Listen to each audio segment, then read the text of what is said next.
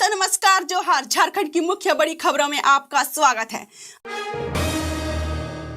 पार्षद प्रत्याशी प्रेमी के साथ लापता, चुनाव के बीच वार्ड 9 में हड़कंप।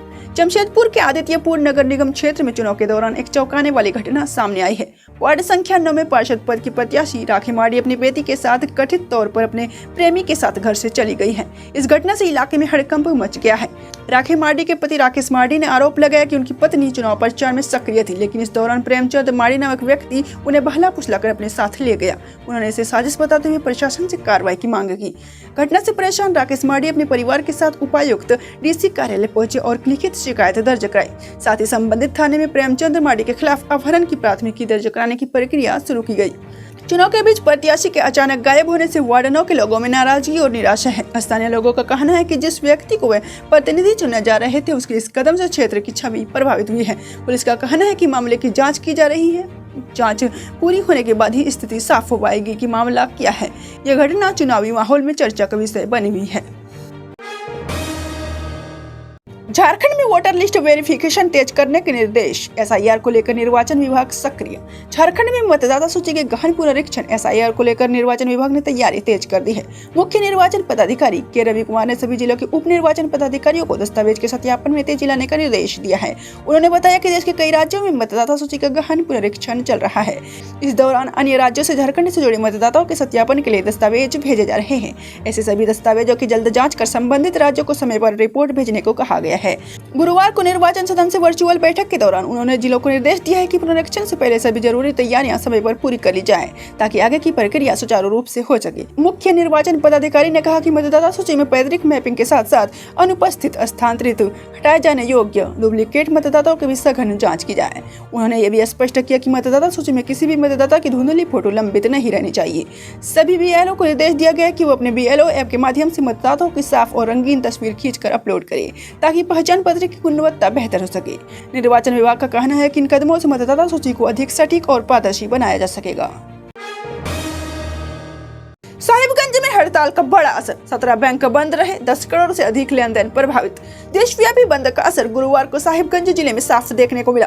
जिला मुख्यालय सहित पूरे जिले के 17 बैंकों में कामकाज ठप रहा। All India bank employees federation के बैनर तले कर्मचारियों ने आंदोलन और प्रदर्शन किया। बैंक कर्मी गोपाल कुमार और अखिलेश कुमार ने बताया कि बैंक के बंद रहने से 10 करोड़ रुपए से अधिक लेन देन और कारोबार पर असर पड़ा।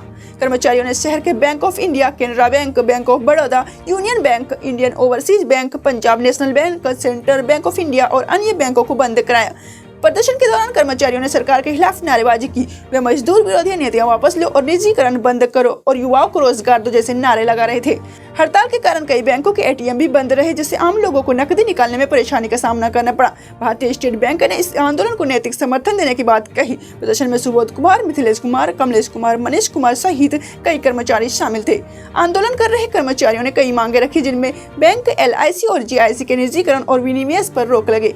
आईडीबीआई बैंक को बेचने का निर्णय वापस लिया जाए, बीमा क्षेत्र में 100% एफडीआई वृद्धि रद्द की जाए, पर्याप्त भर्तियां की जाए और युवाओं को अस्थायी रोजगार मिले, आउटसोर्सिंग और ठेका प्रथा बंद हो, एनपीएस खत्म कर ओपीएस लागू की जाए, फिक्स्ड टर्म एम्प्लॉयमेंट योजना वापस ली जाए, कॉर्पोरेट के बकाया और डूबे हुए कर्ज की सख्ती से वसूली हो, आम ग्राहकों के लिए बैंक का सेवा शुल्क कम किया जाए। Bihar Jharkhand sales representative MR union ने भी इस देशव्यापी आंदोलन का समर्थन किया। सचिव अनंत कुमार वर्मा के नेतृत्व में जेएन रोड से प्रदर्शन निकाला गया, जो शहर के प्रमुख मार्गों से होते हुए वापस कार्यालय पहुंचा। प्रदर्शनकारियों ने नए लेबर कोड रद्द करने, सेल्स प्रमोशन एम्प्लॉयज एक्ट 1976 को लागू रखने और कर्मचारियों के उत्पीड़न पर रोक लगाने की मांग की। आंदोलन में चंद्रकांत, रोमित कुमार, अनंत कुमार, आशुतोष कुमार सहित कई सदस्य शामिल हुए। इस हड़ताल से बैंक सेवाएं पूरी तरह प्रभावित रही और आम लोगों को दिन भर की परेशानी झेलनी पड़ी। जमशेदपुर में मजदूर संगठनों की हड़ताल, नए लेबर कोड का किया विरोध। संयुक्त ट्रेड यूनियन के आह्वान पर 12 फरवरी को बुलाई गई ऑल इंडिया हड़ताल का असर जमशेदपुर में भी देखने को मिला। विभिन्न मजदूर संगठनों के सदस्य केंद्र सरकार की नीतियों के विरोध में सड़क पर उतर आए। करीब 800 मेडिकल और सेल्स रिप्रेजेंटेटिव एक दिवसीय हड़ताल पर रहे। सभी ने उपायुक्त डीसी कार्यालय गेट के सामने धरना दिया और अपनी मांगों को लेकर प्रदर्शन किया। इस दौरान कुछ समय के लिए मुख्य सड़क को जाम कर विरोध दर्ज कराया गया। यूनियन नेताओं का आरोप है कि केंद्र सरकार ने 29 पुराने श्रम कानूनों को खत्म कर 4 नए लेबर कोड लागू कर दिए हैं, जिससे मजदूरों के अधिकार कमजोर हुए हैं। उनका कहना है कि इन बदलावों से कर्मचारियों की सुरक्षा और सुविधाएं कम हो गई है। नेताओं ने कहा कि 1976 का सेल्स प्रमोशन एम्प्लॉयज एक्ट समाप्त कर दिया गया है, जो मेडिकल और सेल्स रिप्रेजेंटेटिव के लिए बनाया गया एकमात्र विशेष कानून था। इसे खत्म करने से इन वर्ग के कर्मचारियों को नुकसान हुआ है। प्रदर्शनकारियों का कहना है कि नए लेबर कोड के तहत न्यूनतम मजदूरी, कार्य समय और स्थायी रोजगार की व्यवस्था कमजोर हो रही है। फिक्स्ड टर्म रोजगार को बढ़ावा दिया जा रहा है, जिससे नौकरी की सुरक्षा कम हो सकती है। यूनियन ने कंपनी द्वारा तय किए जाने वाले टारगेट और काम करने की प्रणाली पर सरकारी निगरानी की भी मांग की। प्रदर्शन के दौरान मजदूर संगठनों ने चेतावनी दी, यदि उनकी मांगों पर विचार नहीं किया गया तो आगे भी आंदोलन जारी रहेगा। जमशेदपुर में दिन दहाड़े हत्या की बात बवाल, गिरफ्तारी की मांग को लेकर सड़क जाम। जमशेदपुर के गोलमुरी थाना क्षेत्र में फल कारोबारी कन्हैया यादव की दिन दहाड़े गोली मारकर हत्या के बाद इलाके में तनाव फैल गया है। गुरुवार को गुस्साए लोग सड़क पर उतर गए और 3 प्लेट चौक को जाम कर दिया। प्रदर्शनकारियों ने सड़क पर बैठकर पुलिस के खिलाफ नारेबाजी की और टायर जलाकर विरोध जताया। जाम की वजह से चौक पर वाहनों की लंबी कतार लग गई, जिससे आम लोगों और स्कूली बच्चों को काफी परेशानी हुई। सूचना मिलने पर पुलिस मौके पर पहुंची और आम लोगों को समझाने की कोशिश की, लेकिन प्रदर्शनकारी अपनी मांगों पर अड़े रहे। उनका कहना है कि जब तक मुख्य आरोपी की गिरफ्तारी नहीं होगी, वो जाम नहीं हटाएंगे और आंदोलन जारी रखेंगे। बताया जा रहा है कि बुधवार सुबह अपराधियों ने कन्हैया यादव को गोली मार दी थी। हमलावरों ने उनके सिर पर 2 गोलियां और पेट व पैर में एक गोली मारी। घटना के समय उनके साथ मौजूद रंजीत शर्मा और काली जॉन बजाने के लिए सिटी डीएसपी कार्यालय परिसर भाग गए थे। हत्या का आरोप कालिका सिंह के बेटे राहुल सिंह, बिल्ला पाठक और उनके सहयोगियों पर लगाया गया है। पुलिस ने सीसीटीवी फुटेज के आधार पर शूटर के पिता समेत 3 लोगों को हिरासत में ले लिया है और मामले की जांच जारी है। बुधवार रात को भी गुस्साए लोगों ने गोलमुरी थाना पहुंचकर हंगामा किया था। इलाके में तनाव को देखते हुए अतिरिक्त पुलिस बल को तैनात कर दिया गया है। खाद्य सुरक्षा पदाधिकारी नियुक्ति के लिए 25 फरवरी से इंटरव्यू शुरू। झारखंड लोक सेवा आयोग जेपीएससी ने स्वास्थ्य विभाग में खाद्य सुरक्षा पदाधिकारी की नियुक्ति प्रक्रिया आगे बढ़ा दी है। आयोग ने प्रमाण पत्र सत्यापन और साक्षात्कार की तारीखें घोषित कर दी है।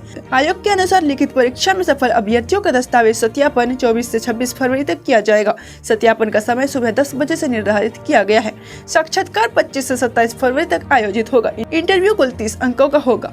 अभ्यर्थी 13 फरवरी से आयोग की आधिकारिक वेबसाइट से कॉल लेटर डाउनलोड कर सकेंगे। इसके लिए उन्हें अपना रोल नंबर और जन्म तिथि दर्ज करनी होगी। अंतिम मेधा सूची लिखित परीक्षा और इंटरव्यू के अंकों का योग के आधार पर तैयार की जाएगी। चयन के लिए अभ्यर्थियों को निर्धारित न्यूनतम अंक लाना अनिवार्य होगा। कुल 56 पदों पर नियुक्ति की जाएगी। लिखित परीक्षा में 149 अभ्यर्थी सफल हुए हैं।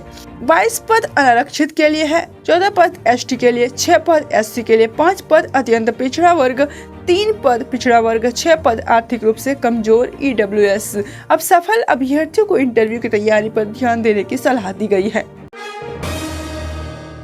जेपीएससी जेएसएससी परीक्षा कराने वाली कंपनी पर गंभीर आरोप, अपने मैनेजर को पास कराने का दावा। झारखंड में जेपीएससी और जेएसएससी परीक्षा कराने वाली company TSR data processing private limited TDPL पर गंभीर आरोप लगे हैं। कंपनी और उसके अधिकारियों पर जालसाजी, पेपर लीक, ओएमआर सीट में गड़बड़ी, डिजिटल छेड़छाड़ और मनी लॉन्ड्रिंग जैसे आरोप लगाए गए हैं। ये शिकायत रांची के नगरी निवासी सामाजिक कार्यकर्ता शिव शंकर शर्मा ने की। उन्होंने ईडी, सीबीआई और नगरी थाने में आवेदन देकर जांच और एफआईआर दर्ज करने की मांग की। शिकायत में कहा गया है कि कंपनी ने अपने मार्केटिंग मैनेजर मनोज कुमार तिवारी उर्फ अभय कुमार तिवारी को कई परीक्षा में गलत तरीके से पास कराया। आरोप है कि उन्होंने जेपीएससी और जेएसएससी की कई बड़ी परीक्षाएं पास की, जिनमें JSSC, CGL, ACF, MRO, FSO और अन्य परीक्षाएं शामिल है। शिकायत के मुताबिक टीडीपीएल कंपनी को 20 मई 2025 को जेएसएससी ने अनियमितताओं के कारण ब्लैकलिस्ट कर दिया था। इसके बावजूद जून 2025 में कंपनी ने परीक्षा कराई। इसे अधिकारियों की संभावित मिलीभगत माना जा रहा है। शिकायतकर्ता का आरोप है कि मनोज तिवारी ने चयन का झांसा देकर उम्मीदवारों से भारी रकम वसूली।